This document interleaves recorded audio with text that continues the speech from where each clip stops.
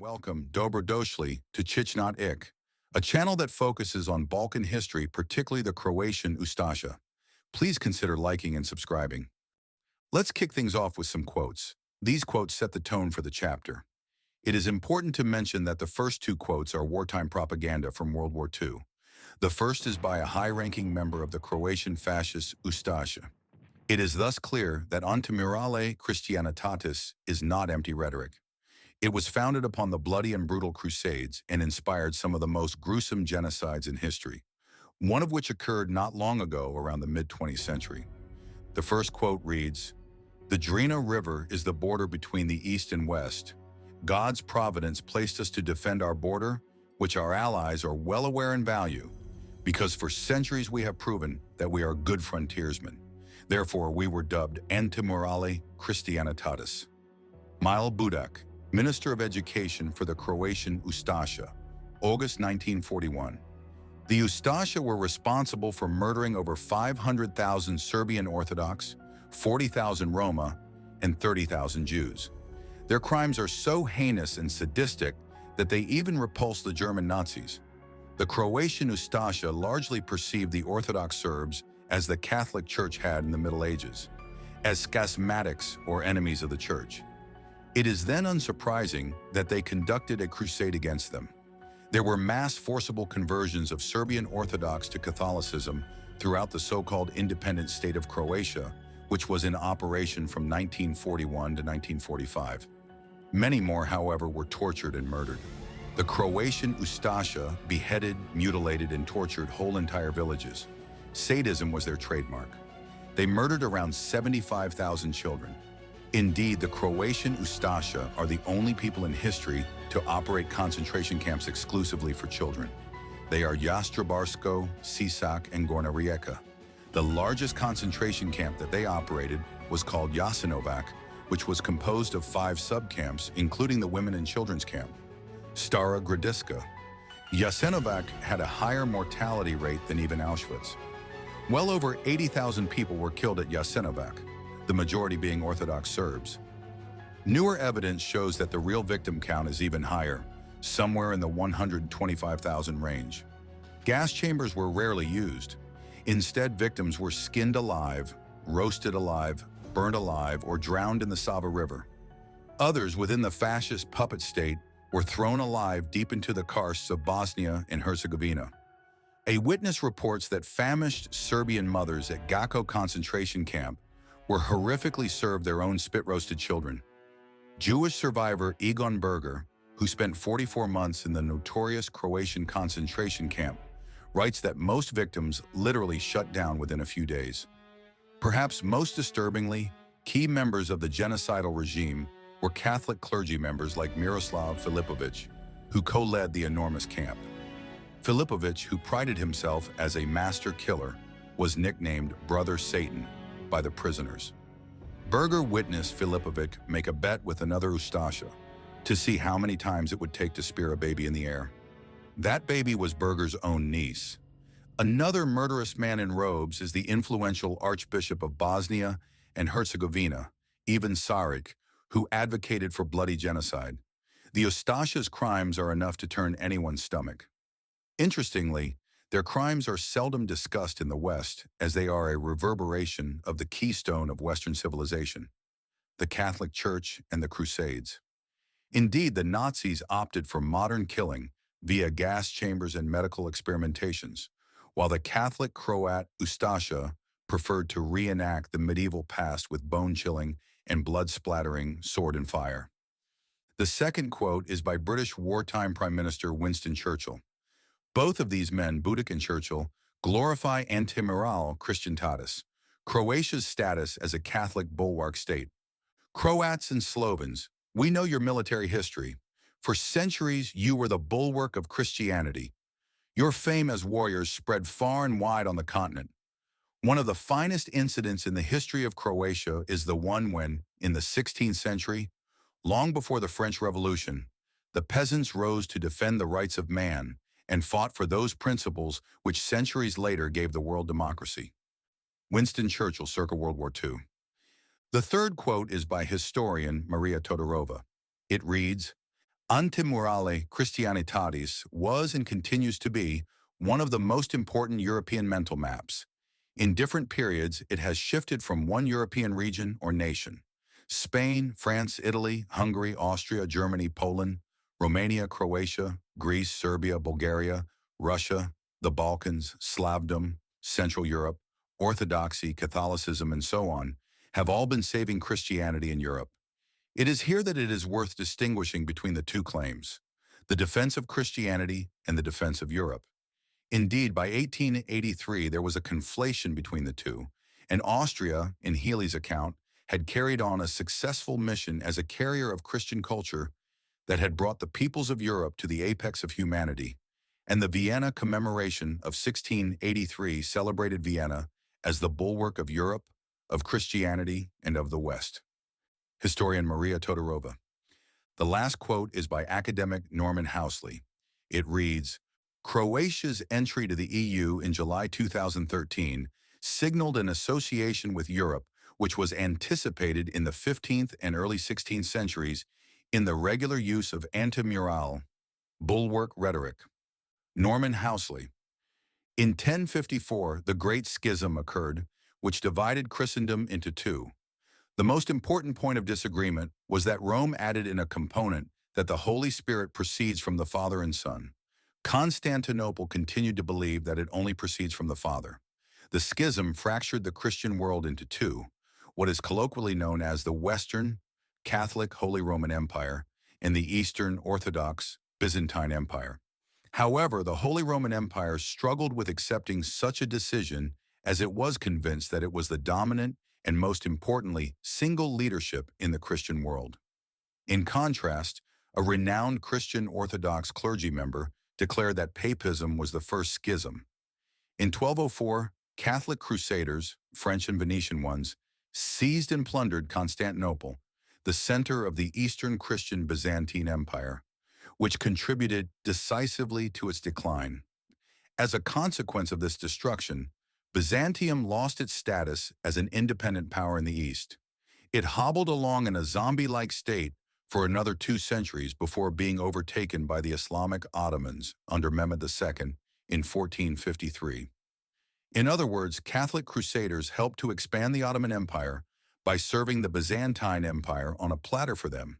The vast Eastern Hellenic Greek Empire, including its capital Constantinople, that had lasted over a millennium was no more. Its Christian counterpart had destroyed it. The spiritual capital of Christian orthodoxy, however, continued to exist in Mount Athos, Greece. Byzantium's followers throughout the continent continued to retain their Eastern Orthodox identity. Many, of course, still retain such an identity to present day like Serbs, Russians, Romanians, Ethiopians, Armenians, etc., while others over the years converted to Catholicism or Islam. Mount Athos is a federate and democratic as opposed to the Vatican's centralized and tyrannical power structure. The reclusive enclave is composed of autocephalous or semi-independent churches, each one having its own head or patriarch. There is technically a head of the church who is dubbed ecumenical patriarch. However, he is deemed as first among equals rather than supreme ruler like the Pope. Mount Athos is strictly a spiritual center without imperial apparatuses, certainly nothing like the Vatican. Christian Orthodox strongholds of the Balkans also fell at around this time to the encroaching, recently empowered Muslim Ottomans. The first Christian Orthodox stronghold to fall was Serbia, as a result of their defeat at the Battle of Kosovo in 1389, which resulted in 5 centuries of Ottoman subjugation for the Serbs. This was a pivotal event for Serbian consciousness, as it cemented their identity as Christian defenders and martyrs. Bosnia outlasted Constantinople by 10 years before it too fell in 1463. At this point, the chickens had come to roost for Rome, which had only at this point begun to feel the consequences of sacking Constantinople. Soon enough, Croatia fell to the Ottomans in 1493 at the Battle of Krbava Polja, or Bloodfield. Croatians, like Serbs, suffered a terrible loss to the Ottomans and rallied around the notion that they too were Christian defenders and martyrs. The Catholic Empire needed to fortify itself against the Ottomans or Muslim infidels, the same ones that it had substantially empowered. It was intent on raising an imperial army composed of the following territories: Naples, Aragon, Castile, Portugal, France, England, Scotland, Denmark, Sweden, Norway, Poland, Bohemia, Hungary, Genoa, Florence, Venice, Milan, and several other Italian states and principalities. Do these countries look familiar? They were part of the Catholic Imperial Army and today form the Western world. At this point in time, important meetings of the Catholic Church shifted to the interior of Germany to safeguard it from Ottoman encroachment. Indeed, 3 diets of the Holy Roman Empire were conscribed, not in Rome, but in the German towns of Regensburg, Frankfurt, and Wiener Neustadt in 1454 and 1455. At this time, Hungary was lauded by the Holy Roman Empire for its defense against the Turks. Yet Hungary, too, was also undeniably struggling. Giovanni di Castiglione stated the following: "Think of the Hungarian kingdom, of whose praise I cannot speak enough, which threw itself so often against so many calamities and dangers for the defense of the condition of Christianity. Its power, its uprightness, its battles, its overthrows meant peace for the rest of the world." This defensive rhetoric is uncannily similar to the one that Croatians and many other groups were told by the Catholic Church.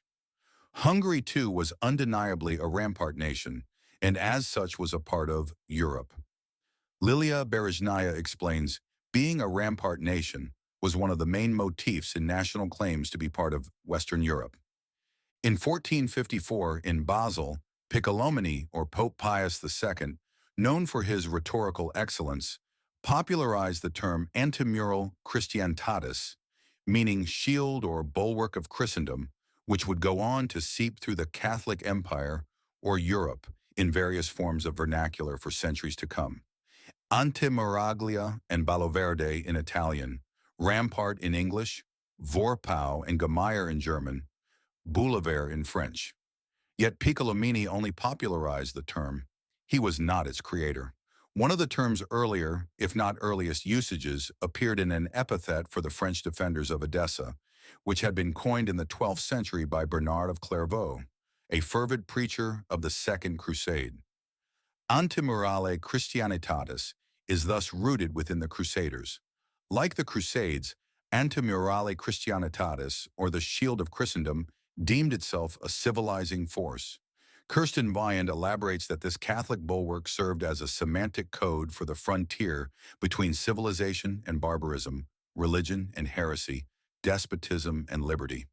A collective European, or rather Western European identity had solidified during this time, which continues to the present day. The Catholic Empire pronounced anyone who did not follow the state's belief system of Catholicism to be an enemy. Such enemies include Eastern Orthodox Christians, Muslim Ottomans, Jews, Gnostics, like the Bogomils and Cathars, pagans, etc. In other words, anyone who challenged the hegemony of the Catholic Church, which included anyone existing as an identity other than Catholic, was deemed an enemy of the Church and was promptly killed or converted by way of crusade or inquisition. Muslim Ottomans were the Catholic Church's well-known enemy. However, the Orthodox Christians were also enemies dubbed schismatics. Catholics regarded Orthodox Christians as schismatic and despotic. In other words, bulwark discourse formed multiple others, resulting in the key difference between the Serbs' defense of Christianity and the Croats' defense of Christianity, or rather Catholicism. The first usage of Antemurale Christianitatis as an official title for a bulwark nation was by Pope Leo X in the early 14th century. In 1519, Pope Leo X dubbed Croatians not just Antemurale Christianitatis, but Scudum Solidissimus et Antemurale Christianitatis, or the strongest shield and bulwark of Christendom. It did not take long for Croatian nobility to wield this new term. Croatians were elated at this promotion as it bolstered their importance and identity. In 1522, in Nuremberg, Croatian noble Bernardan Frankopan, who belonged to one of two main Croatian noble families, the other was Zrinski, reversed the relationship when he pleaded for European assistance against the Turks and spoke of Croatia as not just the shield of Christendom, but the gate too. The bulwark states were created to protect Europe, or imperial centers, not the other way around as presented by Frankopan. At this time, Croatian nobility also championed the myth that Saint Jerome of Dalmatia had translated the Bible into Vulgate Latin and had been a Croat and inventor of the Glagolitic alphabet. In actual fact, Croatians, like other Christians, had performed the role of Christian bulwark long before being given the glorified title of Antemurale Christianitatis. Another famous early example demonstrating this point is the mythologized Battle of Grobnik in 1242, in which the wild hordes of Muslim Tatars were defeated by the intrepid Croatian army near the town of Rijeka. All the bulwarks needed to strengthen themselves quickly. By 1501, the papal legate Raymond Perrault displayed fear of Muslim encroachment when he asked the German Diet at Nuremberg to consider where it would flee to if the Turks managed to breach the Hungarian Antemurale. Norman Housley notes that Turkish raiders frequently traversed this territory, coast region, to the west of Bosnia between Senj and Slunj, while making their way northwards towards Venetian Istria and Friuli, and Austrian Styria, Crane, Carniola, and Carnton, Carinthius. The Pope was no doubt very concerned that the Hungarian bulwark was not enough to keep out the Ottomans. As Norman Housley states, during this time, much of the country became in effect a war zone, and agricultural and commercial activity had to be radically adjusted to cope with the ever-present threat of raids. Here is this fear on display again. If Hungary is conquered, Germany will be next, and if Dalmatia and Illyria are overrun, Italy will be invaded. Thus, it was imperative for Catholic authorities to bolster their defensive capabilities by glorifying the Croats.